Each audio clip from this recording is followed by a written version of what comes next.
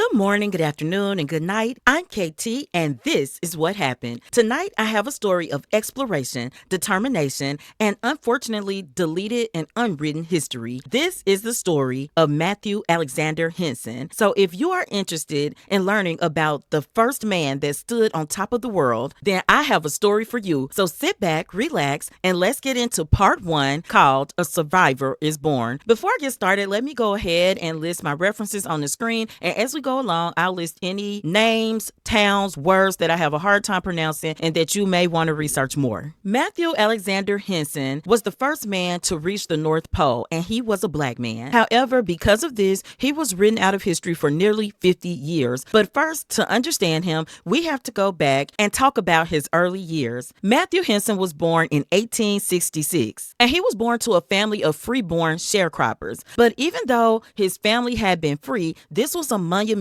year because this was only 1 year after slaves had been emancipated. Now, I'm from the South, so when I say that slavery was emancipated in 1865, that's odd for me because word took years to get down south. These were trying times for African Americans in the country. However, Matthew had a unique story because by the age of 12, he was an orphan. His mother had passed when he was 7 and his father passed away at 12. At this ripe young age of 12, Matthew Henson had to find a way in life, and that meant finding food and a way to live. This would take courage and perseverance. It did not take long for him to find work aboard a ship called the Katie Hines, and for the next 6 years, he would be under the leadership of Captain Childs. This turned out to be pivotal moments in his life because he received education. He learned technical skills related to sailing, and he traveled around the world from the Orient to North Africa and to the Black Sea. This instilled in him the need to explore. However, in 1887, Captain Childs died. And because of this, Matthew left service and went to work in Washington, D.C. as a clerk in a store. This particular store was a store where people came and traded in furs. And that is where he met Robert Perry. At the time, Perry was serving in the Naval Corps of Civil Engineers. Now, you may have heard of Perry because I don't want to jump ahead, but Perry is probably who you thought was the first man to reach the North Pole. But Robert Perry seeing Matthew Henson in this store was the very beginning of what would become about a 20-year professional relationship. But let's talk about how this partnership started. Robert Perry and Matthew Henson would have conversations, and it wasn't long before Perry was impressed with Henson's experience, but also he had a need to travel because he had had these experiences on the Katie Hines. So Robert Perry offered that Matthew Henson be his personal assistant and invited him to take part in his next assignment, which would be in Nicaragua. At the time, the governments were looking to create a canal that connected the Atlantic and Pacific Oceans, but they needed a series of surveyors to map out the land, and Robert Perry was one of the many people that were offered this job, and Matthew Henson accepted, and they went to Nicaragua. Matthew Henson and Robert Perry spent the next 2 years traveling through Nicaragua, a lot of the time spent in rainforest and with the local people from there. However, this is where a distinguishing difference immediately surfaced between them. Matthew Henson was already known to interact more with the local people of Nicaragua, where Robert Perry used people to get the services that he needed. It was more of a transactional relationship for him. Nevertheless, in addition to the experiences that they both got in Nicaragua, they also cemented a partnership and a sort of friendship while traversing the terrain. As they moved forward in this partnership, it led to established roles. Robert Perry would be the face of the operations. He was the front man. He was the one who would secure funding. He was a white man. That's not to say he didn't have his other skill sets, but he would have had to be the face because Matthew Henson would not be able to. While on the back end, Matthew Henson was the functionality of the explorations, for lack of a better term. He knew the technical things. He got to know the people. He knew how to work and maneuver the land. So this leads us into part two. Part two, a new way to explore. Upon returning from Nicaragua, Perry helped Henson get a job as a messenger at the League Island Naval Yard in Philadelphia, but it didn't take long for Perry to get a new assignment and leave from the Navy to explore Greenland. So Perry approached Henson, asking him to accompany him again as an assistant on this exploration. The two men worked well together, and Perry had also realized the value in Henson. He needed him. So in 1891, they began an Arctic exploration that would last for 18 years. And during this time,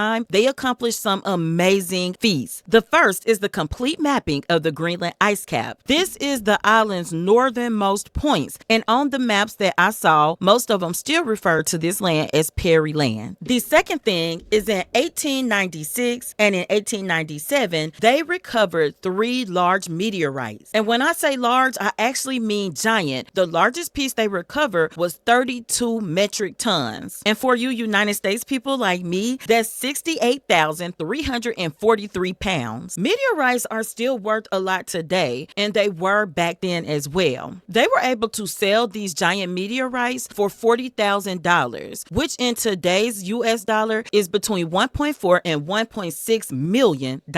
This was important because this money was actually used to fund the next 10 years worth of expeditions. But the reason I'm calling this section a new way to explore is because that's exactly what Matthew Henson did. Let's talk about the Inuit people, another group of people who has largely been written out of the history of Arctic exploration, but without them, none of it would have been possible for any explorer that you've read about. As we get on into the story, I will list specific Inuits who helped names. However, let's start off by talking about Matthew Henson and how he embraced being in the presence of the Inuit people in their land, because this part is important. Matthew Henson actually interacted with the Inuit people, who always greeted the explorers that came through with friendliness and kindness. However, all of the explorers had been white men, and they used them as another transactional agreement. The easiest way to explain this is a thought pattern of, I don't need to embrace your culture or even take the time to learn about how you live. I'm just going to come explore your land, and you can give me the tools that I need to do it, which is a gross miscalculation, because who would know how to navigate a land better than the people who live there? And even as I talk about the first man to stand on the top of the world being Matthew Henson, I don't even mean it literally, because I'm sure that Inuit people had done it before. It's just a common sense thing to me. Now, from the Inuit side, they would help white men explore as a means of trading goods, because certainly coming from far away, they would have goods that the Inuit people could use,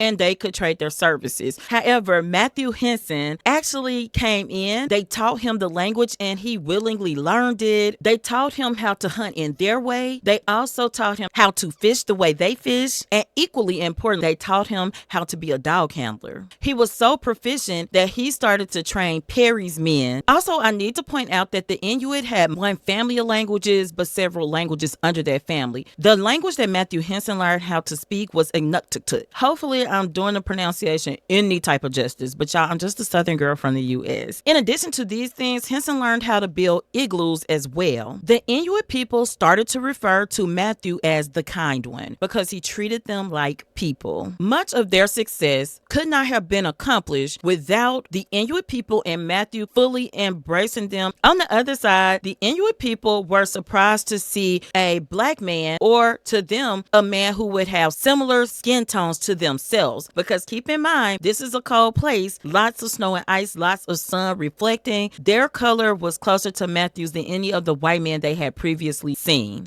At some point, Perry decided they needed to reach the North Pole. They tried and tried again and failed time and time again. So that will lead us into part 3. Part 3 is called Failing Until You Succeed. In 1906, Henson and Perry made it the closest that they had ever been to the North Pole with the support of President Theodore Roosevelt. He had sponsored them by giving them a 3-mast schooner named the Roosevelt, and it had a state-of-the-art icebreaker attached to it. Because of this, they were able to make it as far north as anyone had been before on a record. They were approximately 174 miles away from the North Pole. 2 years later, they still had the use of the Roosevelt, and they decided to try again, because at this point, they had failed to reach the North Pole 8 times. I will say that Matthew Henson had decided that this would be his last attempt. He was in his 40s, as was Perry, I do believe. It was starting to take a toll on their bodies, on their families. We'll talk about Matthew Henson's personal life in another section, but they decided to make this attempt the best attempt. So they came up with the plan. This group would ultimately end up involving 28 men and 133 dogs. However, it would occur in stages. They would sail as far as they could, and then they would have specific team leaders deposit supplies and break off and go back to the ship. So it was never meant for all of the men to make it to the North Pole. But this is who went with Henson and Perry: Dr. John W. Goodsell, Donald B. McMillan, Ross G. Marvin, George Baruch, and Robert Bartlett as the ship's captain. And along the way, they would be joined by 4 key figures, Inuit men, named the following: Ukwe, Uta, Ijiwa, and Siglu. I tried to find pronunciations for these and could not. Other key things to note is that in the expedition before this one, Robert Perry had actually gotten frostbite and lost 8 of his toes, a thing that caused tension between Perry and Matthew Henson, because Matthew Henson removed Perry's boots, and when he removed the sock, the 8 toes snapped off. I don't know how that would be his fault because they were already frozen and done for, right? Perry chronicled everything in his journals. However, so did some of the other explorers that were joining for parts of the legs to deposit those supplies. Donald B. McMillan would say this: with years of experience equal to that of Perry himself, Henson was indispensable. And even Perry agreed by saying in his journal that Henson must go all the way. I can't make it there without him. This will become important later. The group arrived at their starting point, which would be Cape Sheridan in Canada, on September 5th, 1908. You would be correct, this is the winter, so they spent this time collecting the supplies and things that they would need for the long journey. In February of 1909, Robert Perry led the group by sledge to Cape Columbia. Cape Columbia's location is in Ellesmere Island, Nunavut, Canada. This would be known as their forward base camp. This is a strategic point where you stage everything you need for a final push. Several of the Inuit men actually brought their wives and children along, and they set about the task of creating all the clothing and getting the perishable supplies that the men would need to make it to the North Pole. The last leg of this expedition, which is also the leg that really started it all, began on March 1st, 1909. Henson takes the lead, and for the next 5 weeks, the teams will race towards their final goal, which was the North Pole. Along the way, the temperature sometimes fell to minus 65 degrees Fahrenheit, which would be about minus 53 degrees Celsius. Another hazard along the way was called lees. This is when the ice cracks in ships and forms open pockets of water. This can be very hazardous, and you have to be very, very careful. In fact, Matthew Henson fell through into the freezing water at one point. However, Uta, the Inuit man, pulled him out safely. But I'm skipping ahead. McMillan and Dr. Godsell were the first teams that dropped their deposits and went back to the ship. A few days later, Baruch went back, then Marvin, and Bartlett was the last person to return to the ship. Bartlett was the captain, remember? So once he got back to the ship, he readied the ship for Perry and Henson's return if they were to make it back. By the time Robert Bartlett left, there was 5 days left in the journey. In addition to Henson and Perry, there were the 4 Inuit. There were 5 remaining dog sledges. Now, when we called this a race to the pole, it was actually a race. They would ride for 12 to 14 hours a day, and they had to move quickly to avoid leads opening up. Not just opening up in front of them, but opening up behind them and blocking their way back home. They were using what's called a sextant, which is a navigational tool to measure their exact location, but the only person remaining with the group that had one was Robert Perry. On April 6th, the conditions on the path seemed to improve drastically. In Matthew Henson's book that was published in 1912 called The Negro at the North Pole, he stated, "We crawled out of our igloos and found a dense mist hanging over everything. Only at intervals when the sun's rays managed to penetrate the mist could we catch a glimpse of the sky. Estimating the distance that we had come during the last 4 days, we figured that unless something unusual happened to us during the course of this day, we should be at the pole before it's closed." Henson had been the lead, with Commander Robert Perry being about 50 yards behind. Again, he had lost 8 toes, so another important thing to remember is that he could not walk at this point. By the last stretch, he was being pulled by a dog sledge, riding it, not driving it. So they rode through the day. Henson set up camp. Henson, Kukwea, Uta, Giwa, and Siglu built their igloos for the night, and they were so tired that they all went into their igloos and went to sleep. The following day, when the mist cleared, Perry took measurements of their location. In order to work a sextant, you need to be able to see the sky. But Perry had to wait until noon to see the positioning of the sun in order to get accurate measurements. Once he did, Perry calculated that they had actually passed the North Pole by a couple of miles, so they backtracked, and when they went back, Henson had discovered that he had arrived there first based on his footprints. From the time they knew they were at that North Pole, Matthew Henson reports that Robert Perry started to act differently. They had developed a system over all of these years. In the morning, when you get ready to come out of your igloo, the first person who waked knocked on the ice. Perry got up the next day when it was time to head back, and he did not tap the ice. Perry stopped speaking to him, and he stated that it nearly broke his heart. However, they had made it. They planted the flags, they took a picture, and started the journey back home.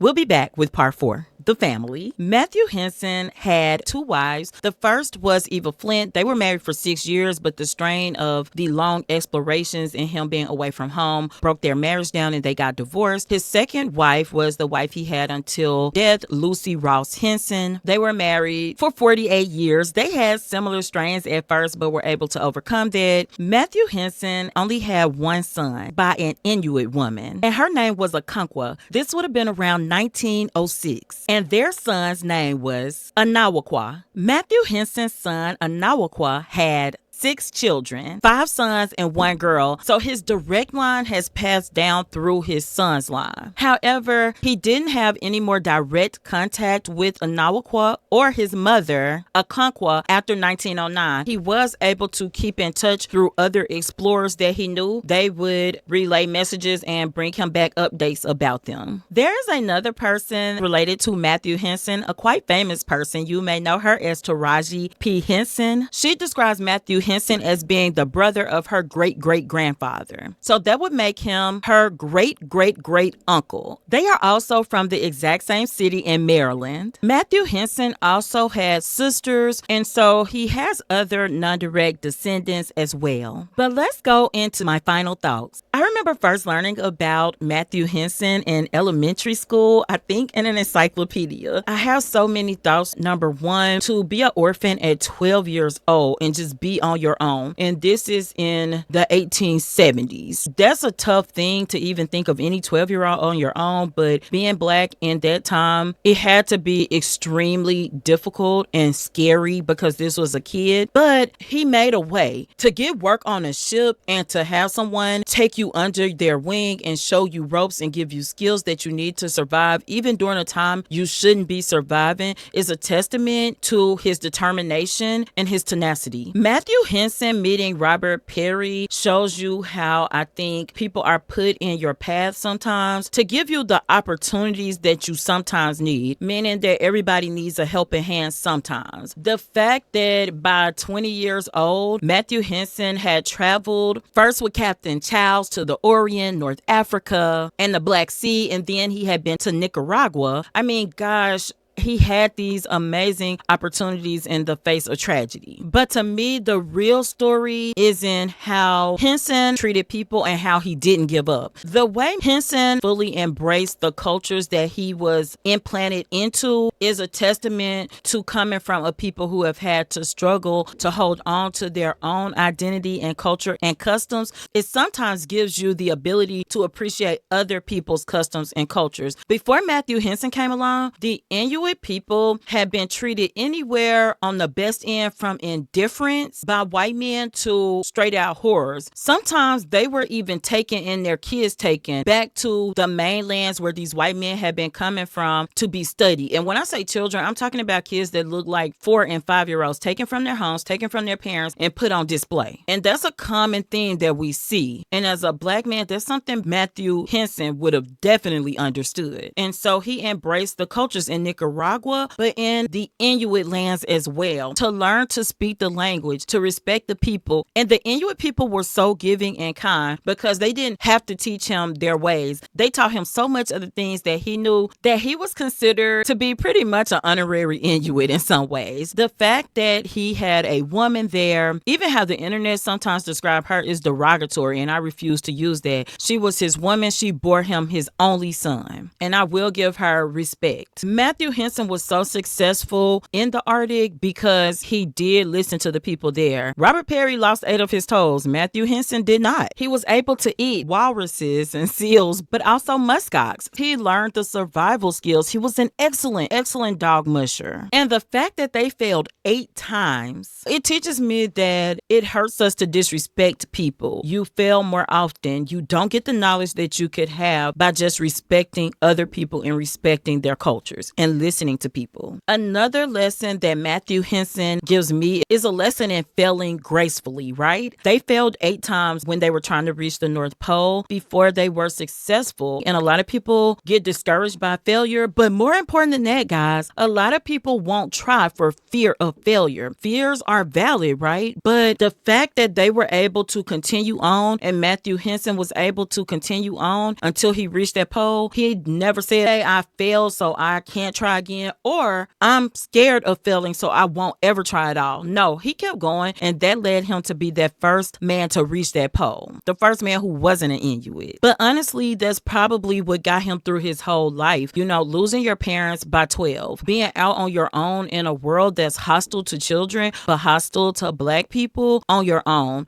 I mean, I get why Matthew Henson didn't let the fear of failure stop him. He couldn't afford to. And it resonates with me because that's something that my dad always taught me, that failure shouldn't be scary. You can only learn from it. Also, I want to talk about his son because he didn't see him anymore after 1909. And personally, I have a thing about parents being parents. Unless something physically stops you, you should be a parent. And this is because this is my opinion. I give him grace in that area because this was 1909. This was not 2009. There were no cell phones. There wasn't even a house phone that you could call to the Arctic with. They would have been the first people there. Congress couldn't even go check to see if they made it to the North Pole. At that time, you were either staying with the Inuit people or you were bringing your woman back with you and your baby. And who knows if they wanted to leave their entire lifestyle, their entire people and culture. Keep in mind that his son and his mother would not have been able to speak English, but he could speak the Inuit language. Also, him not knowing if he could make a way to support them, they also would be outcast. They would be more brown people in a land that doesn't look favorably at brown people. So I don't know, the only real option to me would have been for him to stay. And was that even the option? So that's what I feel about the family part. I mean, it does say that he cares, that he made sure to get updates and to send word as much as he could. But I do look at how he respected them when people were going so far as to even steal them from their land. But my last thought about Matthew Henson is to talk about recognition. I think it's important that people follow their dreams and hopes and goals, and they do it with the knowledge that you may never receive recognition. However, there is a such thing as fairness, and in these types of situations, fairness should mean equity. He reached it first. Nobody should have been able to just take his credit. Nobody should have been able to just ignore him, but it happened, and it still happens today. I can't even say that this is a thing of the past, but what I can say is that a lot of progress has been made when it comes to African Americans and race relations, but we are far from there and have even recently seen more setbacks. That's why my lesson in life is always to do the things that you want to do and asking yourself, will you be satisfied even if there is no recognition? But I also believe in fighting for the recognition that people deserve. Thus, the history part of this channel and talking about people like Matthew Henson. But overall, I think that Matthew Henson was amazing, coming from being a 12-year-old orphan to being multilingual, multicultural, learning the things that he did and the skills that he learned, things that even his counterpart, Robert Perry, and